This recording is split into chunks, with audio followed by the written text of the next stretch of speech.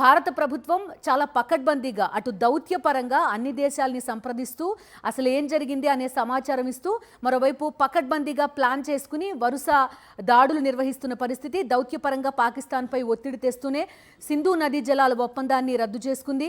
ఆ తర్వాత పరిణామాలు కూడా మనం చూస్తున్నాం. మరోవైపు ఫైనాన్షియల్ స్ట్రైక్స్ అంటూ కూడా ఏదైతే IMF నుంచి పాకిస్తాన్కి అప్పు రావాల్సి ఉందో, ఒక ఉగ్రవాద దేశానికి అప్పులు కనుక ఇస్తే ఏం జరుగుతుంది అని ఒకటి ప్రూవ్ చేసే దాకా కూడా భారత్ వెళ్ళిన పరిస్థితి. మరోవైపు ఆపరేషన్ సింధూర్కి సంబంధించిన వివరాలు కూడా చూస్తున్నాం. న్యూస్ రూమ్ నుంచి జాయిన్ అవుతున్నారు ఇస్మాయిల్ మనతో పాటు. ఇస్మాయిల్, రెడ్ బిందు మనం చూసాము ఇప్పటి వరకు ఆర్మీకి సంబంధించినటువంటి త్రివిధ దళాల బ్రీఫింగ్ చూసాం. బ్రీఫింగ్లో చాలా స్పష్టంగా ఆపరేషన్ జరిగినటువంటి విధానాన్ని పూసగుచ్చినట్లు చెప్పడం జరిగింది.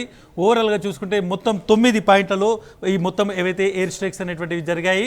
తర్వాత ఈ 9 పాయింట్లు కూడా వీటిని సెలెక్ట్ చేసేటువంటి టైంలో చాలా ఇంటెలిజెన్స్ అనేటువంటిది మొత్తం సమాచారాన్ని సేకరించిన తర్వాత అక్కడ ఎలాంటి ట్రైనింగ్ జరుగుతుంది, ఎంతకాలం నుంచి జరుగుతుంది, అవన్నీ సమాచారం సేకరించిన తర్వాత ప్రిసైజ్గా అక్కడ అటాక్ చేయడం జరిగింది. ముఖ్యంగా ఈ మొత్తం 9 సెంటర్స్ గురించి చెప్తూ సవాయివాలా క్యాంప్ ఏదైతే POJకి సంబంధించి దాదాపు 30 కిలోమీటర్ల దూరంలో ఉంది.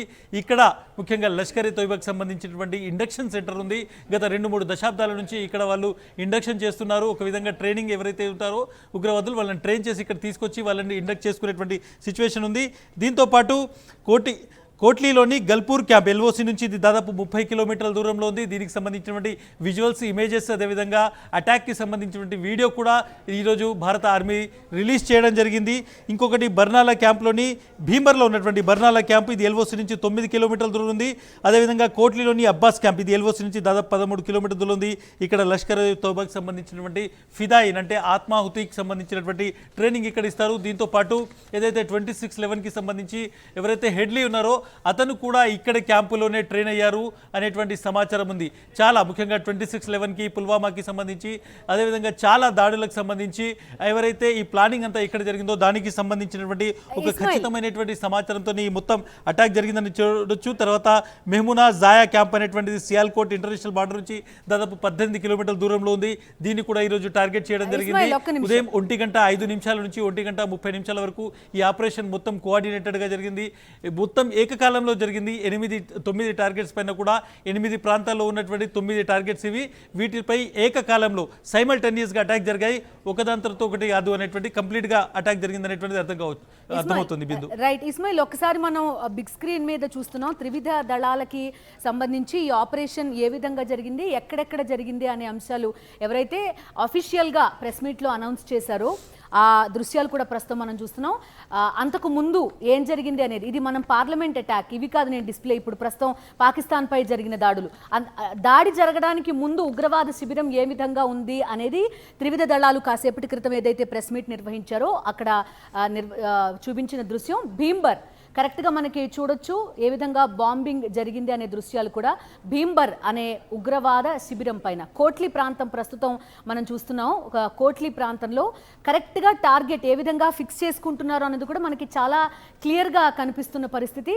కోట్లీ ఉగ్రవాద శిబిరం పైన ఏ విధంగా దాడి చేశారు అన్నది కూడా చూపించిన పరిస్థితి. మనకి కంప్లీట్ టైంతో సహా ఇందులో డిస్ప్లే చేసిన దృశ్యం మనం చాలా ఖచ్చితంగా చూడొచ్చు. సర్జాల్ ప్రాంతంలో జరిగిన ఉగ్రదాడికి సంబంధించిన విజువల్ కూడా ప్రస్తుతం మనం చూస్తున్నాం. చాలా ఖచ్చితత్వంతో ఈ అన్ని ప్రాంతాల్లో కూడా భారత్కి సంబంధించిన త్రివిధ దళాలు దాడి చేసిన పరిస్థితి. మెహ్మునా జోయా ప్రాంతం పాకిస్తాన్ LOCకి సమీప ప్రాంతాల్లోనే ఈ దాడులు, ఈ ఉగ్ర శిబిరాలన్నీ కూడా ఉన్న పరిస్థితి. మెహ్మునా జోయా ప్రాంతం చూస్తున్నాం. మనకి 2 విజువల్స్ కనిపిస్తున్నాయి. ఒకటి మ్యాప్లో ఏ విధంగా భారత్కి సంబంధించిన ఈ వార్ క్రాఫ్ట్ వెళ్తోందన్నది, at the same time targeted ప్రాంతం కూడా ఒకేసారి చూస్తున్నాం. 7/5/2025 1:11 జరిగినట్టుగా కూడా మనకి టైం డిస్ప్లేతో సహా చాలా క్లియర్గా కనిపిస్తున్న పరిస్థితి. మరొక ప్రాంతం మర్కాజ్ తైబా మురిడ్, ఈ ప్రాంతం చూస్తున్నాం. టెర్రరిస్ట్ క్యాంప్గా దీన్ని చెప్తున్నారు. చీకటిగా ఉన్న ప్రాంతం మనకి కనిపిస్తోంది. ఉగ్రవాద శిబిరాన్ని ఏ విధంగా టార్గెట్ చేశారన్నది కూడా త్రివిధ దళాలు కాసేపటి క్రితం ఈ డేటా అంతా కూడా ప్రెస్కి రిలీజ్ చేసిన పరిస్థితి చూస్తున్నాం. ముందు ఏ విధంగా ఉంది, ఆ తర్వాత ఏం జరిగింది, టార్గెటెడ్గా ఏం చేశారు త్రివిధ దళాలు అన్నది మనకి వస్తున్న డేటా ప్రకారం అర్థమవుతున్న పరిస్థితి. ఇస్మాయిల్ మనతో పాటు జాయిన్ అవుతున్నారు. ఇస్మాయిల్ చెప్పండి, చూస్తున్నాం 7/5/2025 1:04 1:11 వెల్ ప్లాన్డ్, అదేవిధంగా వెల్ టార్గెటెడ్గా అత్యంత ఖచ్చితత్వంతో ప్రిసైజ్గా ఈ దాడులు జరిగినట్టుగా కనబడుతోంది. ఇవాళ జరిగిన దాడి ఒక్కటే కాదు ఇస్మాయిల్, ఒకటి సింధు నదీ జలాల ఒప్పందం రద్దు దగ్గర నుంచి, IMF రుణాన్ని రద్దు చేయించడం దగ్గర నుంచి, ఇప్పుడు ఆపరేషన్ సింధూర్ వరకు భారత్ చేస్తున్న ఈ దాడిని ఏ విధంగా చూడొచ్చు? డెఫినెట్గా more power comes with more responsibility అనేటువంటి నానుడి ఉంది. భారత్ దగ్గర చాలా శక్తి ఉంది, at the same time Bharat అంతే బాధ్యతగా వ్యవహరిస్తుంది అనేటువంటి దానికి ఈరోజు ఒక ఎగ్జాంపుల్ ఇది. చాలా వరకు ఈ మొత్తం ఏవైతే ఈ స్ట్రైక్స్ జరిగాయో, ఇద్దరు వ్యోమికా సింగ్ కావచ్చు, అదేవిధంగా వింగ్ కమాండర్ వ్యోమికా సింగ్, అదేవిధంగా కల్నల్ సోఫియా ఖురేషి, వీళ్ళిద్దరూ బ్రీఫింగ్ చేస్తున్నటువంటి సమయంలో ఒక విషయాన్ని చాలా స్పష్టంగా పదే చెప్పడం జరిగింది. ఎక్కడ కూడా పాకిస్తాన్కి సంబంధించినటువంటి ఆర్మీ ఏవైతే ఎస్టాబ్లిష్మెంట్స్ ఉన్నాయో వారిని మేము ఎక్కడ టార్గెట్ చేయలేదు. ఎట్ ద సేమ్ టైం రెండోది, ఎక్కడైతే సామాన్య పౌరులు ఉంటారో వాళ్లకు ఎటువంటి హాని జరగకుండా చాలా జాగ్రత్తగా ఈ ఆపరేషన్ మొత్తాన్ని నిర్వహించామనేటువంటిది చాలా స్పష్టం చేశారు.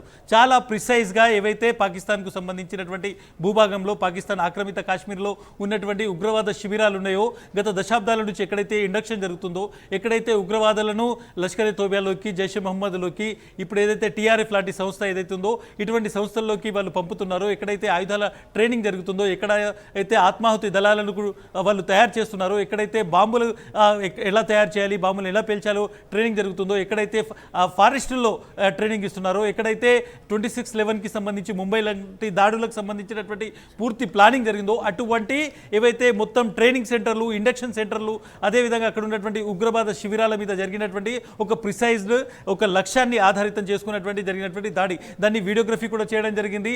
అంతకంటే ముందు, దాడి కంటే ముందు ఆ బిల్డింగ్స్ ఎట్లా ఉన్నాయి, ఆ ఎస్టాబ్లిష్మెంట్ ఎట్లా ఉన్నాయి, దాడి తర్వాత ఏ విధంగా ఉందనేటువంటిది కూడా చాలా క్లియర్గా ఎస్టాబ్లిష్మెంట్ ఉంది. చాలా స్పెసిఫిక్గా ఎంత ఇంటెలిజెన్స్ ఉంది మన దగ్గర అనేటువంటి దానికి ఈ మొత్తం ఈరోజు ఒక ప్రెస్ కాన్ఫరెన్స్ అనేటువంటిది ఒక ఎగ్జాంపుల్. చాలా స్పష్టంగా ఏ విధంగా ఏ దాడికి సంబంధించి, ముఖ్యంగా అక్కడ పుల్వామాలో జరిగినటువంటి బస్ అటాక్ కావచ్చు, అంతకుముందు కాశ్మీర్లో ఒక బస్సును పేల్చేసినటువంటి సంఘటన కావచ్చు, ముంబైకి సంబంధించినటువంటి దాడి కావచ్చు, ఈ దాడులకు సంబంధించి ఎక్కడెక్కడ ప్లానింగ్ జరిగింది, ఎక్కడెక్కడ నుంచి ఉగ్రవాదుల్ని పంపించారు, ఏ శిబిరంలో ఏ ఆపరేషన్కి సంబంధించి, ఏ ఉగ్రవాద దాడికి సంబంధించినటువంటి రిక్రూట్మెంట్ జరిగింది అనేటువంటి ఒక డీటెయిల్స్ని ఈ మొత్తం ప్రెస్ బ్రీఫింగ్ మనం చూసాము. సో డెఫినెట్గా ఇప్పుడు పాకిస్తాన్ దగ్గర నోరు మెదపడానికి, మాట్లాడడానికి, నీళ్లు దిగమింగడానికి కూడా సమయం లేనటువంటి సిచ్యువేషన్. ఎందుకంటే పూర్తి సాక్ష్యాధారాలు ఈరోజు భారత సైన్యం ప్రపంచం ముందు పెట్టింది. చాలా స్పష్టంగా ఇదిగోండి సాక్ష్యాధారాలు, ముఖ్యంగా పెహల్గాం దాడికి సంబంధించి ఎక్కడెక్కడి నుంచి ట్రైనింగ్ జరిగింది, ఎక్కడి నుంచి ఉగ్రవాదులు వచ్చారు, అదేవిధంగా గతంలో జరిగినటువంటి ఉగ్ర దాడులకు సంబంధించి పాకిస్తాన్ భూభాగంలో ఎక్కడెక్కడ ట్రైనింగ్ సెంటర్లు ఉన్నాయి, ఎక్కడెక్కడ ఉగ్రవాదుల తయారీ కేంద్రాలు ఉన్నాయి, ఉగ్రవాదుల ఫ్యాక్టరీలు ఉన్నాయి అనేటువంటిది చాలా స్పెసిఫిక్గా ఈరోజు డీటెయిల్డ్ ఇన్ఫర్మేషన్ అనేటువంటిది భారత సైన్యం ఇచ్చింది. దీని ద్వారా ప్రపంచానికి చాలా స్పష్టంగా ఉగ్రవాదులు అనేటువంటి వాళ్ళు పాకిస్తాన్ని ఒక స్వర్గధామంగా అనుకుంటున్నారు. ఉగ్రవాదులకు అక్కడ రక్షణ ఇవ్వడం అనేటువంటిది పాకిస్తాన్కి ఒక అలవాటుగా మారిపోయింది. ముఖ్యంగా చాలా ఉగ్రవాదులకు సంబంధించినటువంటి ఇక్కడ ఇన్ఫర్మేషన్ కూడా ఇవ్వడం జరిగింది. ఒక ఉగ్రవాదికి సంబంధించినటువంటి విషయంలో పాకిస్తాన్ అతన్ని చనిపోయాడని చెప్పింది. ఆ తర్వాత ప్రపంచవ్యాప్తంగా తీవ్ర విమర్శలు, ఒత్తిడి రావడంతో మళ్ళీ అతన్ని అరెస్ట్ చేశామని, అతను బతికుడని ప్రకటించని చెప్పింది. సో గత కొన్ని దశాబ్దాలుగా ఏ విధంగా పాకిస్తాన్ ఉగ్రవాదాన్ని పెంచి పోషిస్తుంది అనేటువంటిది చాలా క్లియర్గా ఈరోజు బ్రీఫ్ చేశారు. ఉదయం 1:05 నుంచి 1:04 నుంచి 1:30 వరకు ఆపరేషన్ సింధూర్ కొనసాగింది. సైమల్టేనియస్గా జరిగింది. 9 లక్ష్యాలు 8 ప్రాంతాల్లో, ఆ 9 లక్ష్యాల్లో 24 సార్లు దాడులు జరిగాయి. ఒకటేసారి అన్ని వైపుల నుంచి, అంటే ఒక ప్రాంతం తర్వాత ఇంకో ప్రాంతం కాదు, అన్ని దాడులు ఒకేసారి జరిగాయి అన్నట్టు. సో డెఫినెట్గా ఈ మొత్తం అనేటువంటిది ఎక్కడైతే ఉగ్రవాద శిబిరాలను వాళ్ళని ధ్వంసం చేయడానికి ఒక లాంగ్ ప్లానింగ్ ఉండింది, అంతే అద్భుతమైనటువంటి ఎగ్జిక్యూషన్ ఉండింది. దాన్ని పూర్తిగా ఎవరైతే సీనియర్ అనలిస్ట్ ఉన్నారో, సీనియర్ స్ట్రాటజిస్టులు ఉన్నారో వాళ్ళు మానిటర్ చేశారు. ఒక అద్భుతమైనటువంటి ఎగ్జిక్యూషన్. ఒక విధంగా చెప్పాలంటే అమెరికా అబోటాబాద్లో ఏ విధంగా ఒసామా బిన్ లాడెన్ని అక్కడ కాల్ చేసిందో అదే విధంగా ఈరోజు ఒక ప్రిసైజ్ ఆపరేషన్ అనేటువంటిది కంప్లీట్ అయింది. బిందు రైట్.